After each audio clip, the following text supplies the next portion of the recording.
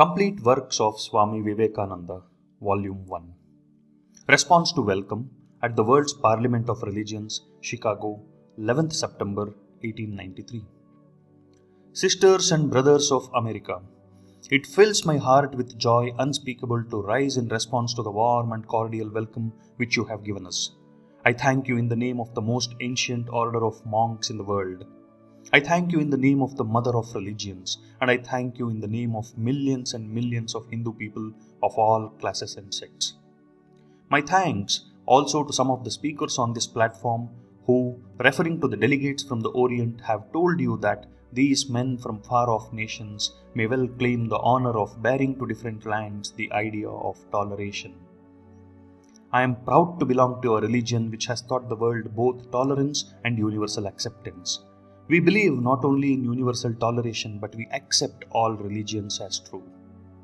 I am proud to belong to a nation which has sheltered the persecuted and the refugees of all religions and all nations of the earth.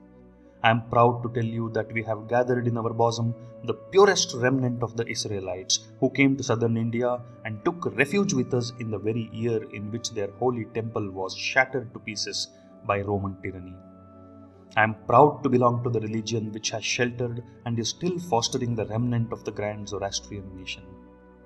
I will quote to you, brethren, a few lines from a hymn which I remember to have repeated from my earliest boyhood, which is every day repeated by millions of human beings. As the different streams having their sources in different places all mingle their water in the sea, so, O Lord, the different paths which men take through different tendencies, various though they appear, crooked or straight, all lead to Thee. The present convention, which is one of the most august assemblies ever held, is in itself a vindication, a declaration to the world of the wonderful doctrine preached in the Gita. Whosoever comes to me, through whatsoever form, I reach him. All men are struggling through paths which in the end lead to me.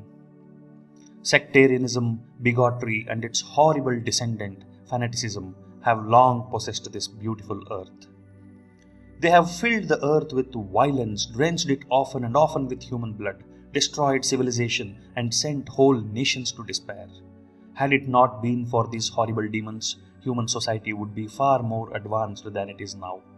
But their time is come, and I fervently hope that the bell that tolled this morning in honor of this convention may be the death knell of all fanaticism, of all persecutions, with the sword or with the pen, and of all uncharitable feelings between persons wending their way to the same goal.